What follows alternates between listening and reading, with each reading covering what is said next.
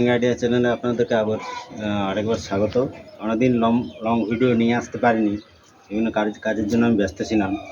তো আজ করছি বিশেষ কারণে, যে এই যে আমার বোগনভেলিয়াটা আছে, গ্লেবরা পার্পেল, খুব সুন্দর ফুল হয়। অনেকগুলো ডাল কেটেছি, দেখুন এরকম কালার ফুল হয়। পাতাগুলো খুব ছোট হয়ে গেছে, কারণ এর রুট বাউন্ড হয়ে গেছে এবং আমার এখানে টবে দেখতে পাচ্ছেন এখানে জল জমা হচ্ছে। তাই এখন বর্ষার এই সিজনে তেমন বর্ষা এবছর পড়েনি, আমি ভাবলাম গাছটা প্রুনিং করে দিই। আর রুট আমাদের যে রুট বাউন্ড হয়ে গেছে, তার জন্যে রিপোর্টিংও এর দরকার আছে। সেই জন্য আমি ডালগুলো ছেঁটে দিচ্ছি আর রিপোর্টিংও করব। দেখুন কীভাবে ছাঁটাই করছি। যেগুলো ক্রস ডাল আছে সেগুলো আমরা রাখবো না, যেগুলো সরু ডাল আছে সেগুলো কেটে বাদ দেব। আর একটু যেগুলো মোটা ডাল সেগুলো বাদ দিয়ে সরু ডালগুলো সমস্তগুলোই কেটে দেবো। এটা খুব একটা হার্ডি গাছ, অত সহজে মারা যায় না। তার জন্য আমরা একটু হার্ড প্রুনিং করলেও এর ক্ষতি নেই। গাছটার ক্রস ডাল যদি কেটে দিই তাহলে দেখতেও ভালো লাগবে, গাছটা প্রয়োজন মতো অক্সিজেন বাকি ডালগুলোতে পাবে, ঠিক মতো আলো বাতাস পাবে, তাতে তার বৃদ্ধিও ভালো হবে এবং ফুলের সৌন্দর্যটাও আমরা পরবর্তীকালে যখন ফুল হবে তখন আমরা এটাকে দেখতে পাবো। তো বন্ধুরা দেখুন, এটাতে গত বছর খুব ভালোই ফুল দিয়েছিল, আমি ভিডিও করতে পারিনি, কিন্তু এটাতে অনেক ভালো ফ্লাওয়ারিং আছে এবং ফুলটার একটা বিশেষত্ব হচ্ছে সহজে ঝরে যায় না। যেমন শুভ্রা ভ্যারাইটির খুব তাড়াতাড়ি ঝরে যায়, এটাতে কিন্তু ফুলের লংজিভিটি অনেক বেশি। তার জন্য এটা একটা আমার পছন্দের ভ্যারাইটি এবং খুব হার্ডি ভ্যারাইটি।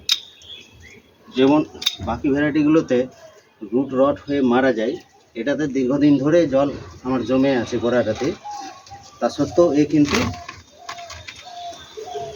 বেঁচে আছে এখনো পর্যন্ত। এর গোড়া দেখতে পাচ্ছি ইনট্যাক্টেই আছে, কিন্তু ইমিডিয়েটলি একে না ট্রান্সফার করলে মারা যাবে। কিছু কিছু ডাল নিচে ডাইব্যাক হয়ে গেছে। বন্ধ করেছি, এভাবে প্রুনিং করছি। দেখুন, আপনাদের বোগনভেলিয়া থাকলে এভাবে প্রুনিং করে দেবেন। সবটাকে আমি উল্টেছি, কারণ এই নিচের ডালগুলো আমি ঠিক মতো পাচ্ছিলাম না উপর থেকে, তার জন্য দেখুন নিচেরগুলো সবগুলোই কেটে দেবো। আর এই যে গোড়াটা অনেক মোটা গোড়া, এখানে ভিডিওতে দেখাতে বলবো, এটা দীর্ঘদিন জল জমে যাওয়ার ফলে গোড়াটাতে অনেকটা এখানে পচন ধরার আগের মুহূর্ত অবস্থা চলে এসেছে। তাই এটাকে আমি রিপোর্টিং করার দরকার আছে, যাতে রুটও কাটা যাবে। আর এটাতে একটা এখনই বোগনভেলিয়া কিন্তু শেপ দেওয়ার সময়, এটা মোটামুটি আমার একটা শেপে চলে এসেছে। অনেক বড় গাছ এবং পুরনো গাছ, দেখতে পাচ্ছ। এই যে এটা পুরনো, এটাতে ডাইব্যাক হয়েছিল,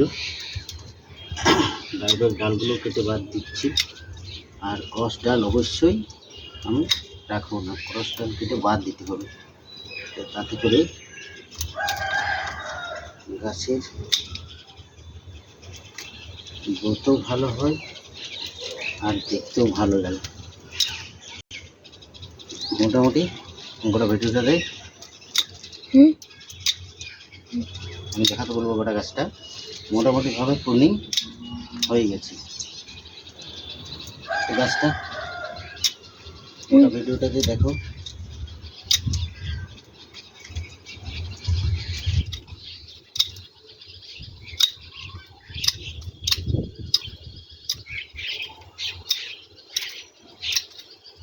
এরপরে আমি টব থেকে এটা খুলবো।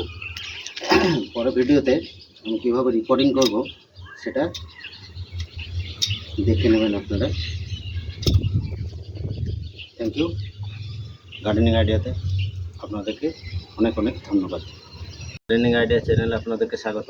আগের দিন বলছিলাম আমি বোগেনভেলিয়ার এই ক্লেভরা পার্পেলটার প্রুনিং করে দেখেছিলাম, আর বলেছিলাম যে এটাতে রুট রট হচ্ছে, কারণ এটাতে নিচে রুট বাউন্ড করে রুট জমা হচ্ছে, জল জমা হচ্ছে। তার ফলে দেখুন এই গোড়াটাতে এতে রুটের অবস্থা খুবই খারাপ।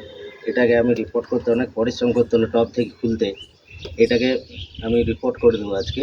গোড়াটাতে দেখতে পাচ্ছেন কিছু একটা বাজে গন্ধ আসছে, মানে এটা পচন শুরু হয়ে গেছে, কিন্তু কিছুটা ফাঙ্গিসাইড দিয়ে আবার এটাকে রিপোর্ট করব। দেখুন কিভাবে আমি রিপোর্ট করছি। এর যে মাটিটা আছে আগের মাটি, সেটা আমি কিছুটা কেটে নেব এইভাবে, 1/3 মাটি এইভাবে আমি কেটে নেব। এই রুটগুলো সব আমার ড্যামেজই হয়ে গেছে, মোটা রুট বাদ দিয়ে সরু রুটগুলো আর নেই।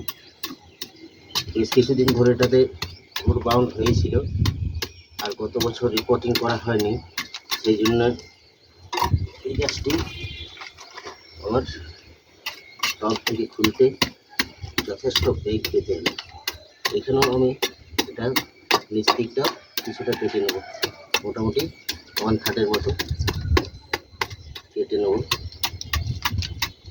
যথেষ্ট ম্যাচিওর গাছ, মরার সম্ভাবনা নেই রুট কাটলেও, কিন্তু রুট না কাটলে এটা মরে যাবে। সেই জন্য আমি এখানে যতটা পাচ্ছি ড্যামেজ যে রুটগুলো আছে সেগুলো ছাড়িয়ে দিচ্ছি। এটা ভিতরে কোনো ফাঙ্গিসাইড দেওয়ার দরকার নেই, গাছটার গোড়াতে ফাঙ্গিসাইড দিলেই হয়ে যাবে। এবং মোটামুটি এটা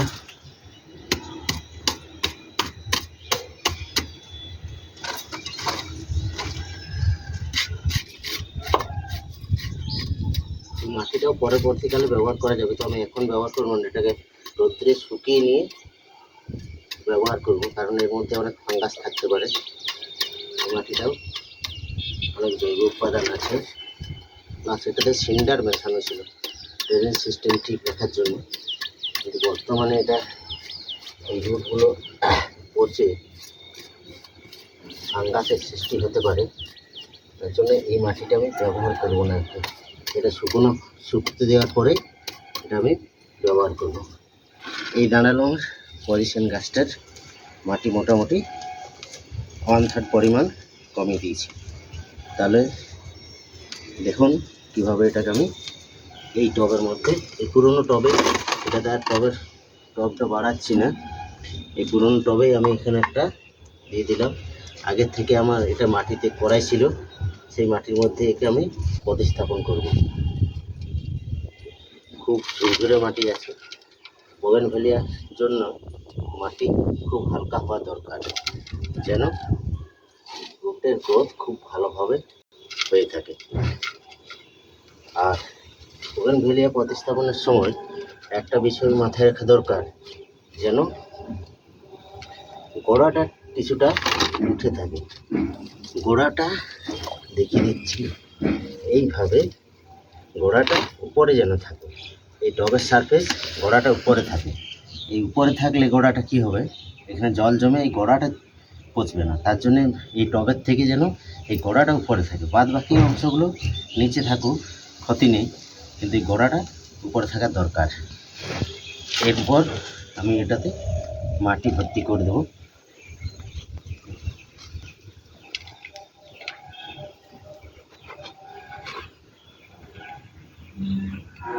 মাটিগুলো আগে থেকেই আমি রেডি করে রেখেছি, এটাতে সিন্ডার, ভার্মি কম্পোস্ট এবং মাটি মেশানো ছিল। সিন্ডার না পেলে মোটা বালি, লাল বালি মিশিয়েও এটার পরিস্থিতিটা বাড়ানো যায়। ধন্যবাদ।